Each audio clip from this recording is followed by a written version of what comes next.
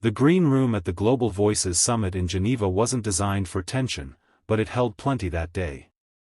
Inside sat Ibrahim Traoré, dressed in his signature dark tunic, his hands folded calmly over a leather notebook. Just a few feet away, sipping from a matte black thermos, was Denzel Washington, invited not just as an actor, but as a voice of American cultural diplomacy. On paper, they were scheduled to share a panel titled Power, Truth, and the Role of Voice in a Changing World.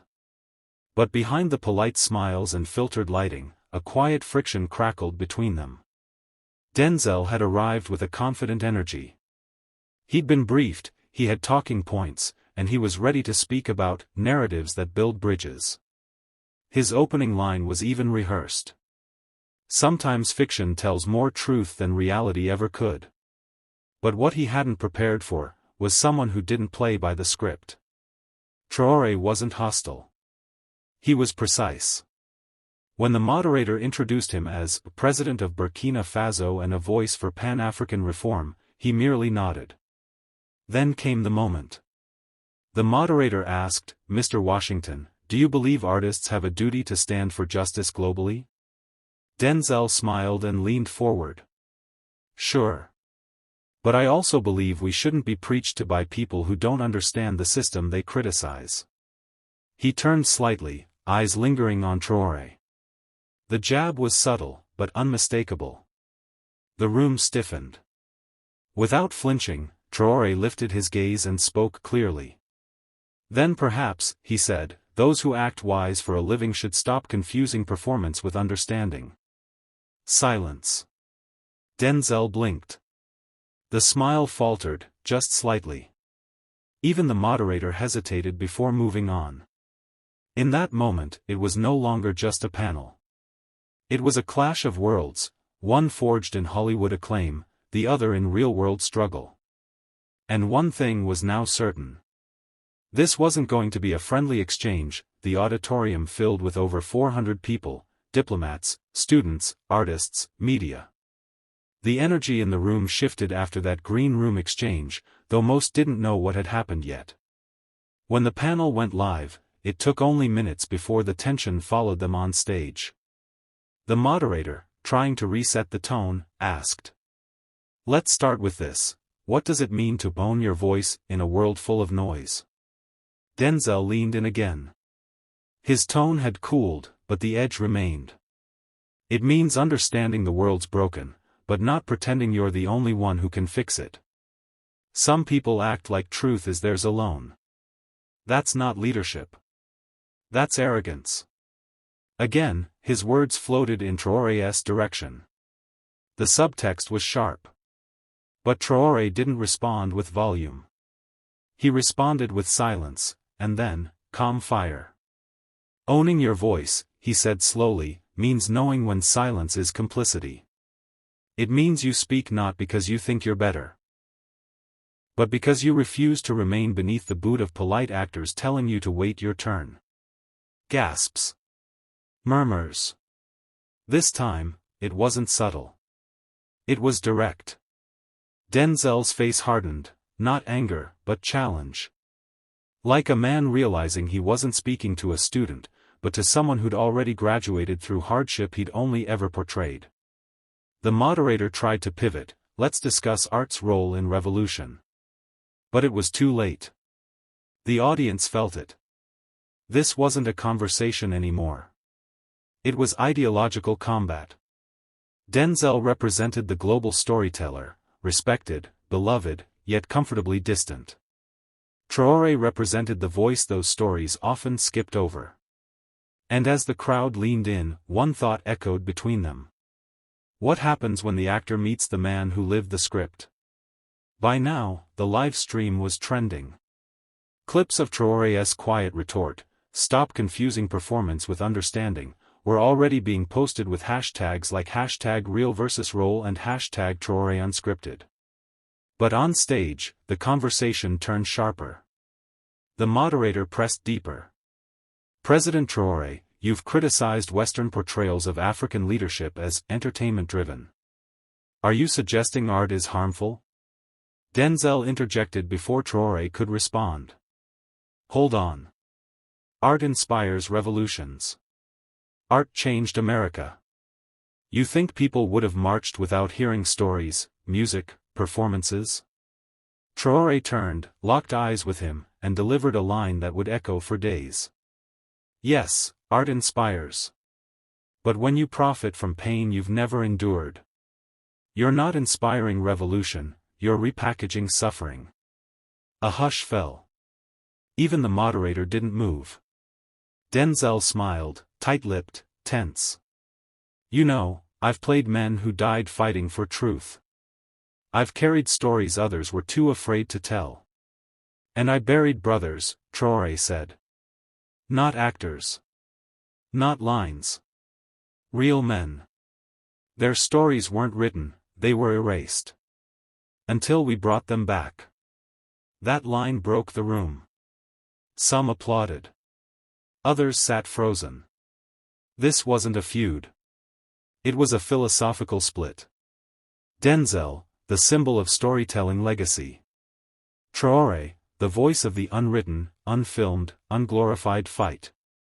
And for the first time, the audience wasn't sure whose version of truth they believed. But one thing was undeniable. Denzel had memorized the script. Traoré had memorized the scars. And when that happens, one voice begins to shake the ground more than the other. Backstage, producers were panicking.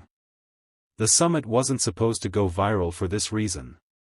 It was meant to be a celebration of unity, art and politics shaking hands, not drawing swords. But by now, hashtags had split the internet. Hashtag Team Denzel and hashtag Traoré Truth were trending across platforms. Denzel could feel the shift. Not hatred, respect, perhaps, but not the kind he was used to. This wasn't a crowd dazzled by cinema. This was a crowd dissecting authenticity. During the break, a journalist approached Denzel. You've portrayed Malcolm X, civil rights leaders, revolutionaries. What's it like sharing a stage with someone who actually leads one? Denzel, professional as ever, gave a neutral smile. I tell stories. He lives his. But we both aim for truth. It was graceful. But when that clip aired, it backfired. Because Traoré's answer, in a follow-up interview, hit harder. Truth isn't a performance. It's what you hold on to when the lights are off. When no one's clapping. When it costs you more than applause. That quote made headlines. And suddenly, the conversation wasn't about who spoke better. It was about who paid more for the right to speak at all. That night, a student from Burkina Faso posted a photo. It showed Traoré walking alone in the Geneva rain, no entourage, no cameras, just him and a local who shook his hand and whispered, "Thank you." The caption read, "He doesn't need a spotlight. He's used to walking through the dark." It went viral. And quietly, in hotel suites and digital chat rooms, a realization settled. Denzel had played many roles. But this role? The one where you don't act, don't recite, don't pose. He couldn't play it. Because it wasn't a role. It was real. The second half of the panel began under different terms. Gone were the pleasantries. Gone was the illusion of mutual admiration. Now, each word was a chess move, and both men knew the stakes. The moderator posed a new question. What's more dangerous, ignorance or image? Denzel responded first, voice calm, practiced. Image without truth is dangerous. But ignorance wrapped in anger? That burns faster. A subtle hit, measured, polished. But this time, Traoré didn't respond. Not right away. He looked at the audience. Then at Denzel. Then down, as if weighing the weight of centuries in one breath. Then he spoke, quietly. I watched my uncle executed without trial. I watched reporters vanish for asking why. I watched aid arrive with cameras, but leave with gold. So when you say anger, Understand it's not noise. It's memory. No one moved. Even Denzel looked down. It wasn't just an answer. It was an inheritance, delivered raw, unpolished, undeniable. Then Traoré looked directly at Denzel and added, "You built a legacy pretending to be us. I carry one by surviving it." The room shattered into murmurs. Some applauded. Others stared at the floor. And Denzel, for the first time in the evening, didn't speak. He didn't need to. Because something unspoken passed between them, something even applause couldn't touch. The actor had reached his line. The man had crossed it. In that moment, it became clear. This wasn't about clout. This wasn't about charisma. This was about cost. And Traoré had paid it, again and again. The panel ended, but the story didn't. As the moderator wrapped up with diplomatic applause, the audience rose to their feet, not for performance, but for presence. Traoré didn't smile. He nodded once and stepped away from the stage, his eyes fixed ahead. He wasn't walking off. He was walking through. Denzel followed minutes later, slower, more composed, but his steps carried weight. Not shame. Not regret. Just reflection. In the press room, reporters swarmed. Microphones everywhere. "Mr. Washington, were you offended by Traoré's remarks? President Traoré, do you think Hollywood misrepresents justice?" Denzel took the mic first. He has the right to speak his truth. We don't have to agree. But I respect him for saying it. Polite. Diplomatic. The actor remained polished. But Traoré? He didn't use the mic. He looked directly at the reporters and said, "If truth only matters when it's pretty, you've already chosen a lie." There was no follow-up question. Just stunned silence. Later that evening, footage from the panel flooded timelines. But the most shared clip wasn't a fiery exchange. It was a still image. Denzel sitting, head down. Traoré standing, eyes steady. The caption read, "Sometimes power is knowing when not to perform." Even some of Denzel's longtime fans began to split in the comments. "I love Denzel, but this man Traoré just gave the most honest answer I've ever heard." Traoré didn't come to inspire. He came to remind. Meanwhile, in Burkina Faso, the clip aired on local channels, not for ego, but for proof. Proof that silence, spoken by the right voice, could echo louder than applause. 3 days after the summit, a letter arrived at Traoré's hotel. No return address. No staff signature. Just a note, handwritten on thick parchment. It read, "You weren't wrong. I've played men who bled for truth. But I've never bled for it. Keep doing what you're doing. D." No name. Just the initial. Traoré read it once. Folded it quietly. And placed it back into the envelope without a word. He didn't need to frame it. He didn't need to respond. Because the silence in that note, its honesty, its weight, was enough. Later that night, on a U.S. late-night show, Denzel was asked directly, what was it like being challenged by Traoré in front of the world?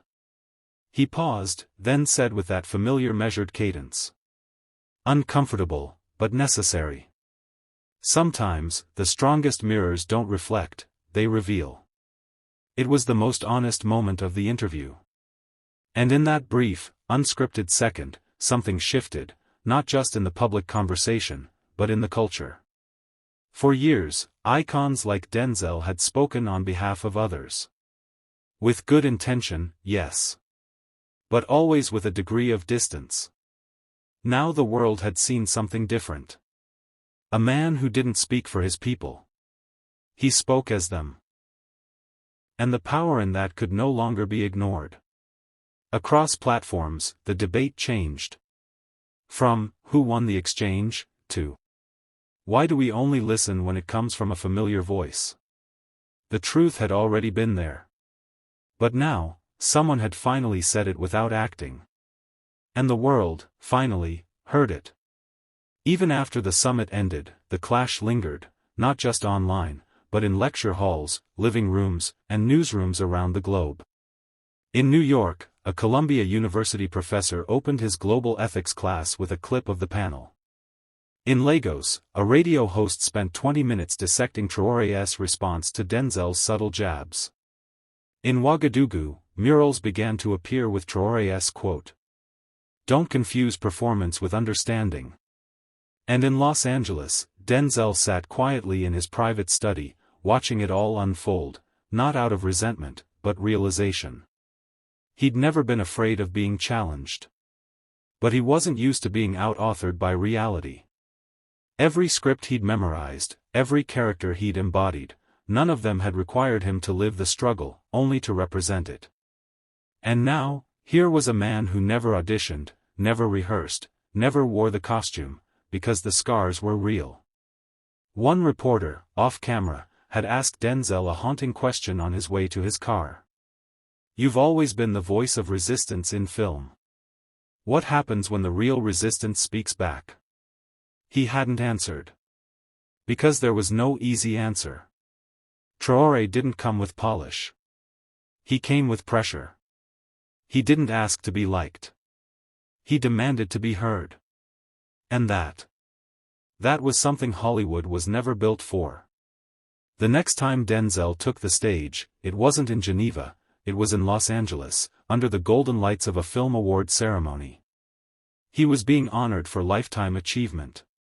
Standing ovation. Tears. Legacy on full display. But as he stood at the podium, statue in hand, something shifted. The room waited for a speech about art, passion, the craft. Instead, he took a long pause. And then said, "There's a man I met this year. He didn't act. He didn't audition. He walked on a stage with nothing but truth. And I realized, some stories don't need scripts. They just need to be heard." The audience applauded, politely at first, then louder. Some understood the reference. Others didn't. But across the world, the clip reached Burkina Faso within hours. Traoré, watching from a small briefing room after a town meeting, simply nodded once and said nothing. Because he hadn't come for applause. He'd come to rewrite who gets to speak. That night, on social media, a fan posted side-by-side images. On the left, Denzel as Malcolm X, fist raised, eyes burning. On the right, Traoré, no fist, no acting, just standing firm under a plain sky. The caption read, "One portrayed the fire. The other walked through it." And just like that, something fundamental became clear. Denzel had spent decades giving voice to struggle. But Traoré was the voice after the silence. The chapter Hollywood never reached. Months passed. The summit faded from headlines. The hashtags quieted. New news replaced old noise. But something remained. In universities, Traoré's words were now quoted in leadership courses, not just for their defiance, but for their clarity. In youth centers across Africa, his face wasn't posted next to celebrities. It stood beside thinkers, revolutionaries, builders. And in the quiet corners of Hollywood, a new awareness took root. Producers stopped pitching stories about the continent without advisors from it. Writers began questioning who was allowed to speak for whom. And actors, some of them, started listening before performing. But Traoré never returned to that stage. He didn't need to. He'd already done what no actor, no director, no spotlight ever could. He broke the fourth wall, not in theater, but in life. One evening, during an off-the-record dinner in Washington, a retired diplomat leaned toward Traoré and said, "You could have been a star, you know. Charisma, command, presence. You belong on the global stage." Traoré smiled faintly. I'm already on it. I just don't read from the script. And that was it. No mic drop. No cinematic ending. Just the truth, unfiltered, unrehearsed, unshaken. Because some men don't wait for permission to speak. They become the reason others start listening. They thought it would be just another panel. One more moment for Hollywood to speak, and the world to applaud. But what they didn't expect was a man who didn't speak for applause. A man who didn't rehearse. A man who didn't play roles. Because he had already lived every scene they only dared to portray. When Denzel said, "Don't preach to me," Traoré didn't raise his voice. He raised the standard. He reminded the world that truth doesn't need a microphone. It just needs someone brave enough to speak when silence is expected. So let this not be remembered as a debate between an actor and a leader. Let it be remembered as the moment fiction met reality. And reality didn't flinch. Because in the end, the man with the script sat down. And the man with the scars stood taller.